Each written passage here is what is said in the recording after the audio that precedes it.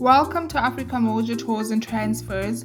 We are a tour operating company based in Johannesburg, and today we will get you on a Robben Island Museum, Cape Town City, and the iconic Table Mountain Day tour. We will pick you up from your hotel in Cape Town very early in the morning and head to the ferry dock so you can get a ride to Robben Island Museum. From the 17th to the 20th century, Robben Island served as a place of banishment, isolation, and imprisonment. Today, it is a World Heritage Site and a museum, a reminder to the newly democratic South Africa of the price paid for freedom.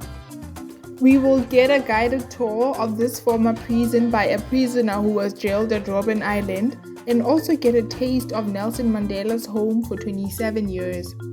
After touring the Robben Island Museum, we will head back to Victoria and Alfred waterfront, where our guide will be waiting to take us on a city tour of Cape Town. Our first visit at the Cape Town city tour will be the Parliament buildings.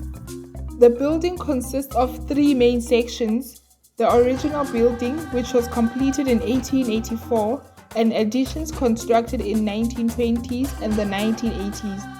It is from here that the President gives his State of the Nation address.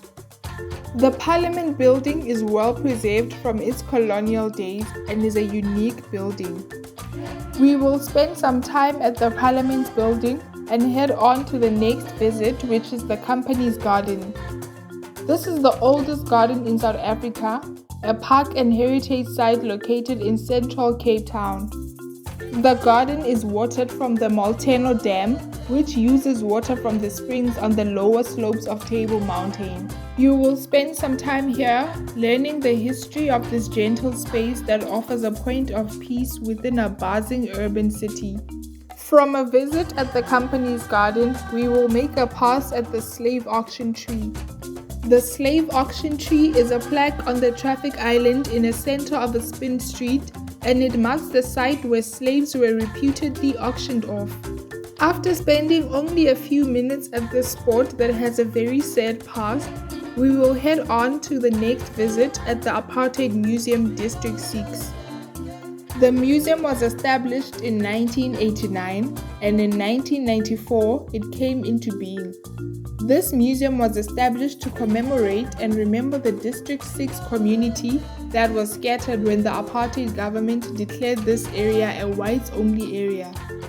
The area on the outskirts of the inner city was vibrant, colorful, and crowded. From here, our next visit will be at the Slave Museum, one of the oldest buildings in Cape Town. It is managed by Iziko Museums of South Africa. It became a cultural history museum in 1966, exhibiting mainly the material culture of the descendants of the Dutch and British colonists. The building has answered to many names in the last 3 centuries, namely Slave Lodge, Government Office Building, Old Supreme Court, and South African Cultural History Museum.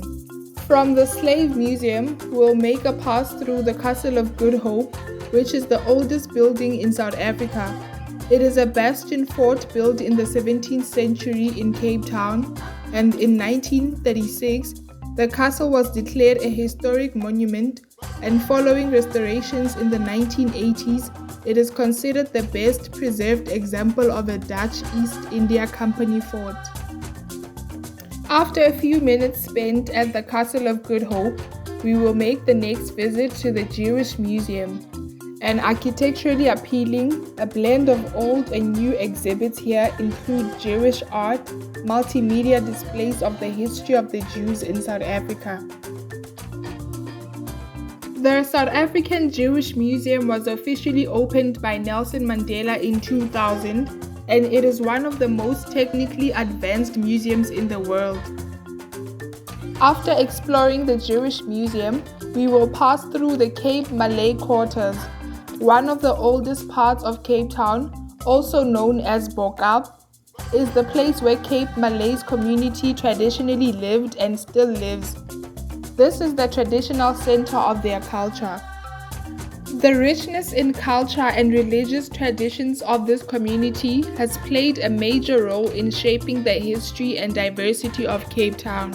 From the Cape Malay Quarters, we will make a pass through the last place of our Cape Town city tour, which is the Old City Hall. The hall is the first place from which Nelson Mandela spoke after being released from prison in 1990, and it is made up of components from all over the world. From here, we will finally visit the last attraction, which is Table Mountain, for a bit of the cable car ride. Table Mountain, being the most visited national park in South Africa, is a flat-topped mountain forming a prominent landmark overlooking the city of Cape Town. It is a significant attraction, with many visitors using the cable car or hiking to the top. Our tour runs every day from 8 in the morning to 6 in the evening. You can book it online or on our website, and the contact details will be on the next slide. Thank you for joining our visual tour. We look forward to seeing you soon.